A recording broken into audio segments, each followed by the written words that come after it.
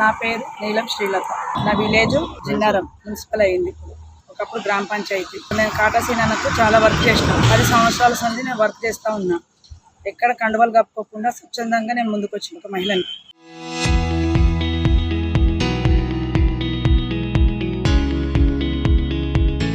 Fourth ward women's ఉంది, general women's ఉంది అని నేను వచ్చాను. అందులోకి నేను నిలబడతా అని చెప్పేసి అన్న. పార్టీ మీటింగ్లలో కూడా 2 నేమ్సే వచ్చాయి. వస్తే విత్డ్రా ఎవరైనా ఒకరు అవ్వండి, మేము బీఫామ్ ఇస్తాము అయితే అని చెప్తే సరే అని ఒక అతను విత్డ్రా అయ్యాడు, భాస్కర్. అయితే నేనున్నాను లే అనేసి నేను ఊరుకున్నా. అది అయిపోయినాక మళ్ళీ ఇంకో దగ్గర మాట్లాడదామని చెప్పేసి కాటసీనన్న దగ్గర తీసుకెళ్ళారు. సీనంతో మాట్లాడనివ్వలేదు. అక్కడ శ్రీకాంత్ రెడ్డి, వడ్డే కృష్ణనే మాట్లాడారు. మళ్ళీ అక్కడ మీకు రేపు 10 గంటలకు చెప్తాము, మీ పేర్లు వచ్చేస్తాయి అని చెప్పేసి అన్నారు. సరే అని చెప్పేసి వచ్చినాం. 4 days నుంచి చూసినా కూడా ఏమి ఇంతవరకు ఇన్ఫర్మేషన్ లేదు. ఏ కార్యకర్తలకు కూడా ఏ ఇన్ఫర్మేషన్ ఇవ్వలేదు. కాంగ్రెస్ కార్యకర్తలకి ప్రతి కార్యకర్తకు ఫోన్ చేసి అడిగినా నాకు తెలియదు ఎవరికి వస్తుంది, ఏం సంగతి, ఏమి అసలు సపోర్ట్ లేదు అని అంటే కూడా మాకు ఏం ఇన్ఫర్మేషన్ ఇస్తలేరు, ఇచ్చేదాకా చెప్పారంట. అంటే ప్రచారాలు ఎప్పుడు చేద్దాము, నేను 4th వార్డులో ఉంటున్నా అంటే బీఫామ్ వచ్చేదాకా ఏది చెప్పలేమని కార్యకర్తలు చెప్తే సరే అని ఊరుకున్నా. కాంగ్రెస్ తరఫున నేను నామినేషన్ 4th వార్డు మహిళగా వేసినాక ఇప్పుడు బీఫామ్ వస్తుందేమో అని చెప్పేసి నేను ఎంపీడీఓ ఆఫీస్కి రావడం జరిగింది. అక్కడ నాకు మోసం జరిగింది. బీఫాము 2వ వార్డులో అభ్యర్థికి ఇచ్చారు. పుట్టి భాస్కర్ అనే వ్యక్తి 2వ వార్డులో వేసిండు. తర్వాత విత్డ్రా చేసుకొని ఇక్కడ 4వ వార్డుకి నా పైనకి పంపించారు. ఇప్పుడు నాకు అన్యాయం జరిగింది. ఒక మహిళగా నేను ముందుకు వచ్చిన, నాకు ఎందుకు అన్యాయం చేసిరు?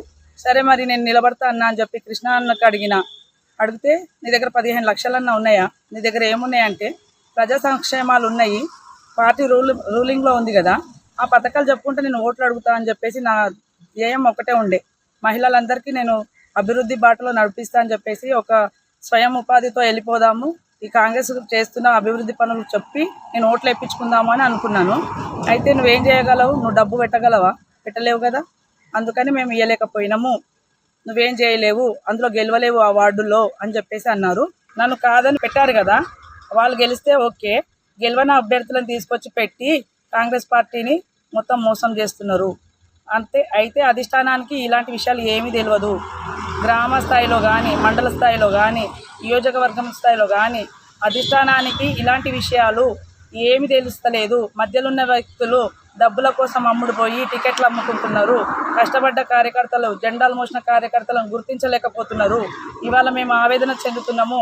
రేవంత్ అన్న రిజర్వేషన్స్ మహిళలకు ఇచ్చాడు, ఎస్టీ, ఎస్సీ, బీసీ అని చెప్పి అందరినీ మహిళలని ముందుకు తీసుకెళ్తుంటే మమ్మల్ని తొక్కడానికే ప్రయత్నం చేస్తున్నారు. ఇంకా అనగదొక్కడానికే చూస్తున్నారు. మమ్మల్ని లేపడానికి మాకు సపోర్ట్ చేయట్లేదు. ఇన్ని రకాలుగా మేము ఎన్ని ఇబ్బందులు పడుతున్నాము. కాంగ్రెస్ ప్రభుత్వము పథకాలను మేము ముందుకు తీసుకెళ్లాలనుకుంటే మధ్యలో ఉన్న నాయకులు మొత్తం మోసం చేస్తున్నారు. నాకు అన్యాయం జరిగింది, నాలాగా ఇంకా ఏ మహిళకు అన్యాయం జరగొద్దనేది నా నినాదం. ఏ ప్రభుత్వం వచ్చినా మహిళలకు మాత్రం మంచి చేయడానికి నేను చూస్తున్నా. నా ఊరికి కూడా నేను మంచి చేయాలని కోరుకొని నేను ముందుకు వచ్చిన. ఇలా నాకు టికెట్ బీఫామ్ ఇవ్వలేకపోయిండు. ఇది వడ్డే కృష్ణ, శ్రీకాంత్ రెడ్డి వల్లనే నేను మోసపోయినా అని నేను అనుకుంటున్నా. కాటసీనని నేనేమనను, మదన్నని కూడా నేనేమనను. ఎందుకంటే వాళ్ళ దగ్గర దాకా ఈ మ్యాటర్ పోలేదు. వాళ్ళకి తెలియకుండానే ఇవన్నీ జరుగుతున్నాయి.